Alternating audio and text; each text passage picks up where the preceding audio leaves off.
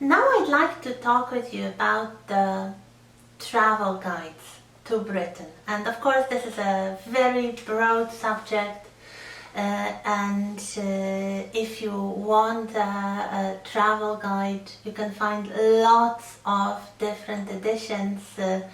Most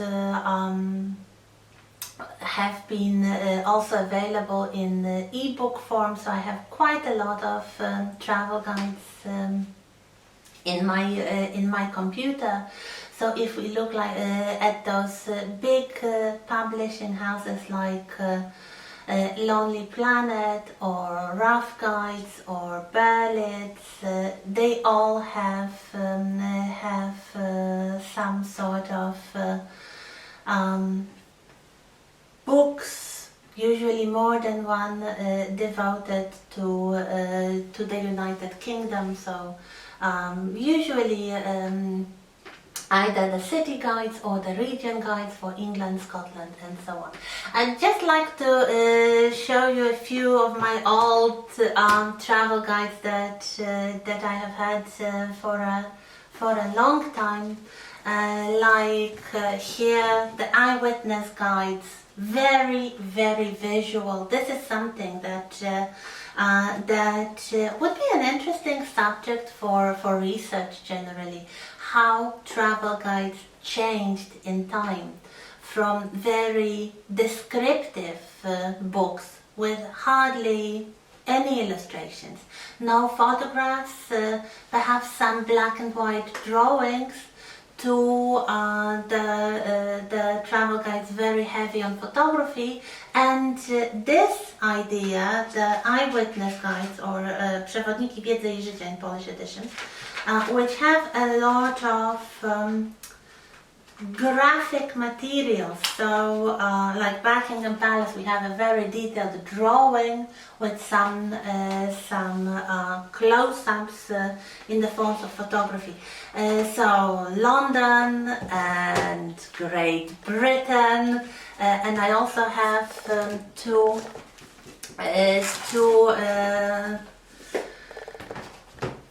guidebooks which were added to Gazeta Wyborcza a few years back.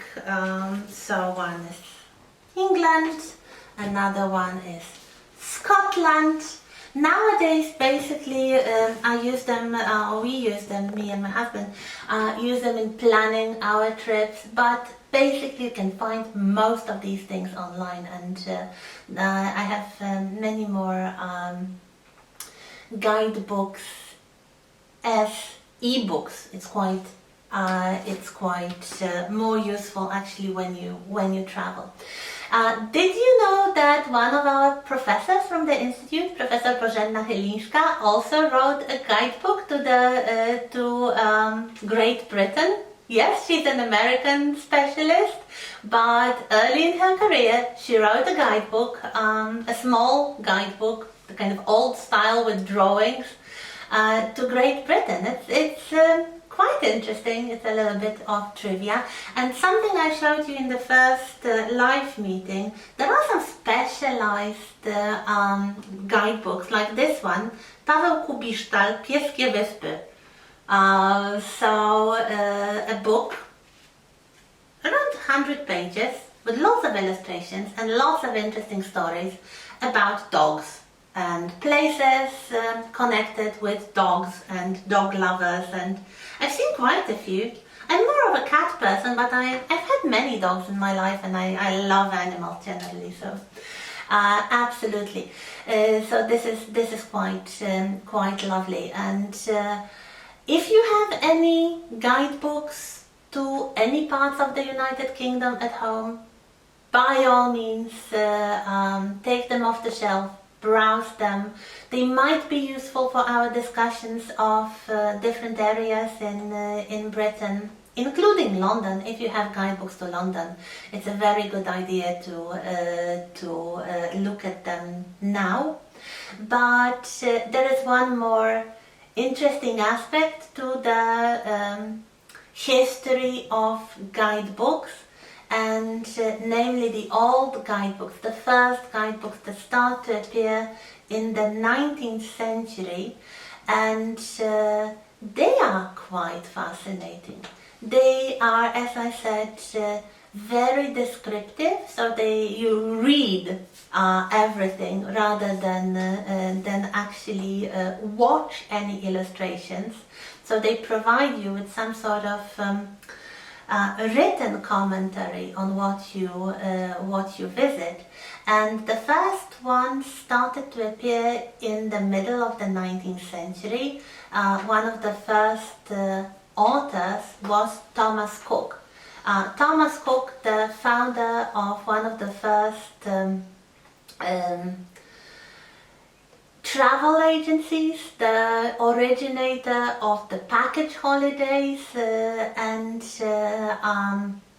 his company started to produce guidebooks to all places that were considered interesting to the British tourists, mostly the middle class tourists. Of course, before that there was this tradition of the Grand Tour, starting with perhaps the late 17th century, really becoming popular in the 18th. So young people from the aristocratic background, after they finished university, they would go on some sort of cultural tour of Europe, very often accompanied by a knowledgeable tutor who would also serve as a tour guide. So they would visit all the interesting historical cities of France and Italy. Sometimes they would go further away to Greece and Constantinople and perhaps even Egypt. But in the 19th century, traveling becomes more democratic, and you have more and more people from the middle class traveling further away from home. One of the reasons is the popularization of the railway system. So especially if you traveled within Britain, you could very easily and relatively cheaply get there by train. So we have the growing popularity of the English seaside, with some of the famous resorts. One of the first such fashionable places was Brighton, but many followed suit. And also to places like Scotland or Wales or the Lake District. They really become interesting, and they really become the focus of travel. But some of these people wanted to go abroad, and of course they needed guidebooks. So Thomas Cook started publishing those guidebooks to places in continental Europe, further away, as far away as China, let's say. I can see that the guidebook for tourists, basically British tourists in China, was first published in 1910. India, of course, even New Zealand, 1902, North Africa, Scandinavia, Syria, 1876. So you really have a lot of that, and you have the growing need for these.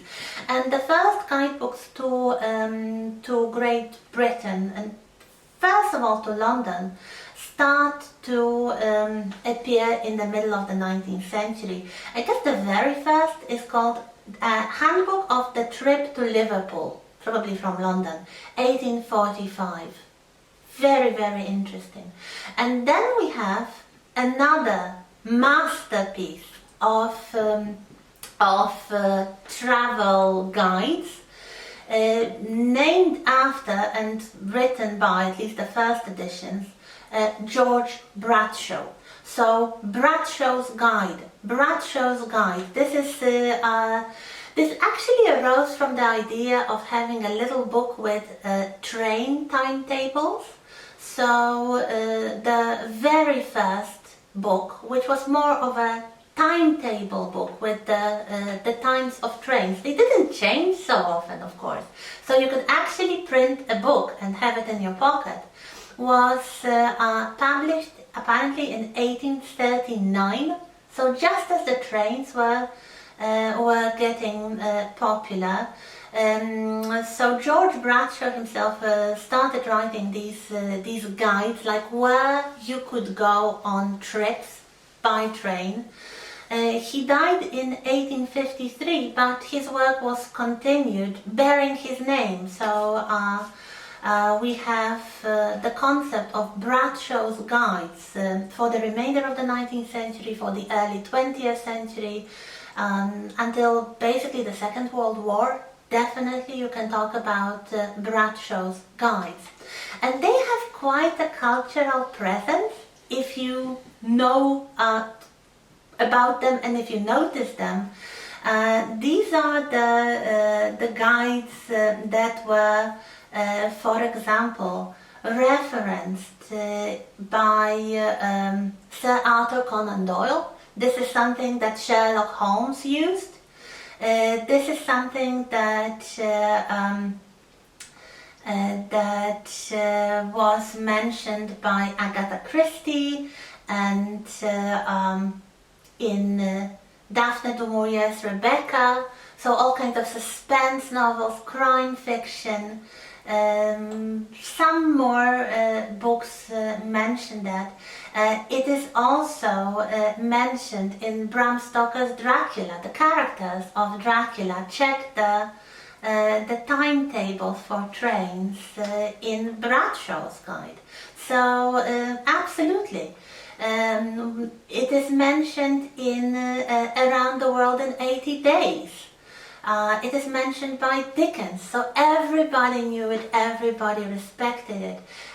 It's a wonderful historical resource and the basis of something I already mentioned in the live meeting, but let me encourage you once again to watch at least some episodes of the great BBC documentary series called Great British Railway Journeys. There were, I think, 11 series now with more than 200 episodes. Yes, I have watched them all. I became quite hooked over the summer last year.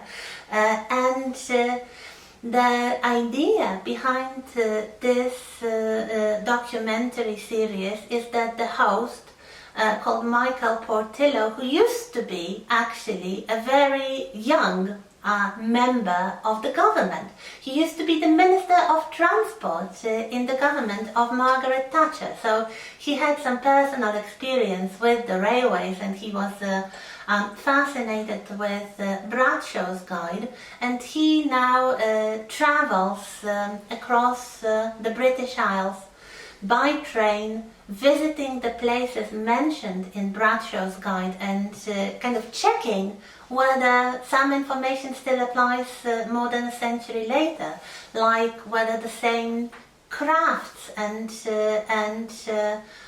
products are made in the same places. Or some historical ruins still survive, and in most cases it proves true. Yes, it is true. So if you want inspiration, if you want to see Britain from another perspective, he passes through London a few times, so a few episodes include parts of London.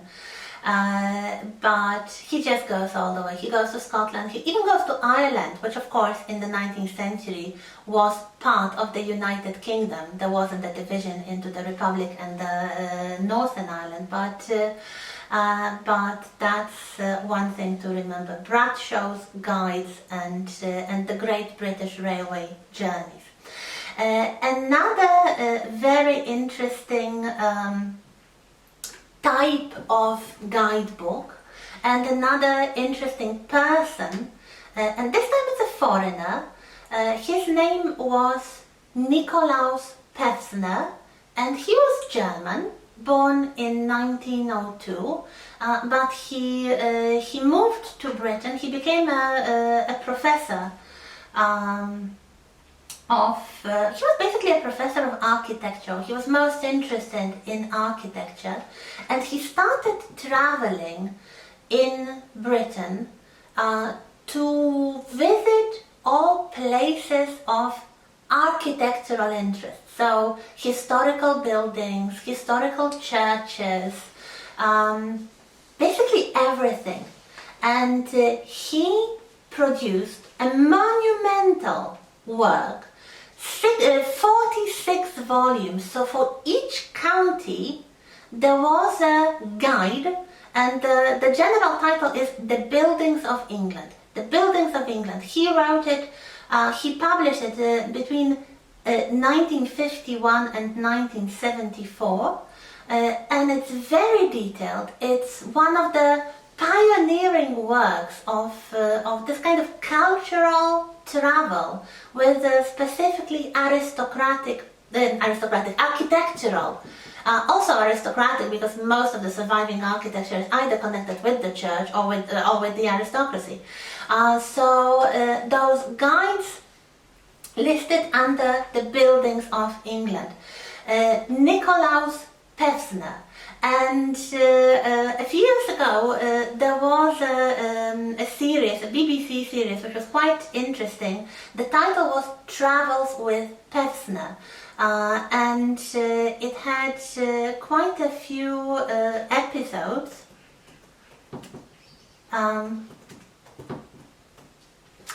I couldn't find all of them, but altogether there are like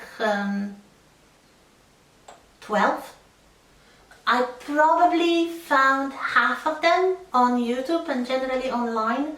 They are a bit older than the recent series of the Great British Railway Journeys. They were made in 1997, and the idea was that some famous historians and cultural scholars and writers would travel to places within one county, following the books written by Pevsner.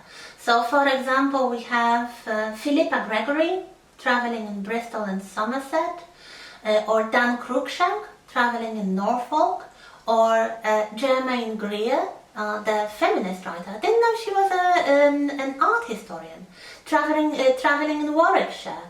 So they are, I would say, a bit more advanced, in inverted commas, than the Great British Railway Journeys, but very, very interesting and quite detailed. And this is something fascinating. You have a foreigner, actually from what you might call an enemy state, moving to Britain and living in Britain, having a career in Britain, and becoming so fascinated by British history and British culture that he spent his entire career, his working life, writing those multiple volumes of very detailed account of the architectural wonders of England. So he got knighthood for it, so he died Sir Nicolaus Pevsner, and of course he was appreciated. So there is a hope for us all. You don't have to be born in Britain to know a lot about British history, British culture, British art, and British geography. So this is something that I would say is very interesting. So we have these three people: Thomas Cook, George Bradshaw, and Nicolaus Pevsner. What I would like to tell you as the last thing, and something I also discovered quite recently, are the walking guides on YouTube, still made. There are new episodes coming. The last one was 6 days ago, by a guy who runs a channel called Jules Guides, Joolz, Jules Guides. So he is probably called Julian, so Jules, and he is, I guess, an actor by his education, or definitely by his disposition, and he has been filming for a few years absolutely wonderful walking tours of London, mostly London. There are a few other locations that he visited, But if you want to see, I'm hesitating to say amateur films because they are really at a wonderful level professionally. They are filmed by a small group of enthusiasts, and we have this absolutely enthusiastic guide who knows so much about London. And you have the walks in different areas, in different boroughs, but also thematic episodes. So there is an episode in the footsteps of Jack the Ripper and his victims. There is an episode on music and the places connected with music, mostly popular music, the Beatles and David Bowie, and other artists. We have quite a lot of episodes on historical churches and other interesting places, like places connected with the Romans in London. You have to know them to find them, but the parks and other areas. This is well, quite a few hours of wonderful programs. And if you are interested in London, if you would like to have more information on London, we are going to talk about London in other contexts. So when we talk about artistic Britain and royal Britain and some other aspects of life, we'll probably return to London time and again. But if you want to see it all for yourself, if you want to listen to somebody who has lived in London probably most of his life, and he guides those tours with a lot of panache. That's the man I strongly recommend for your attention. So yeah, that's it for this week, and see you next time.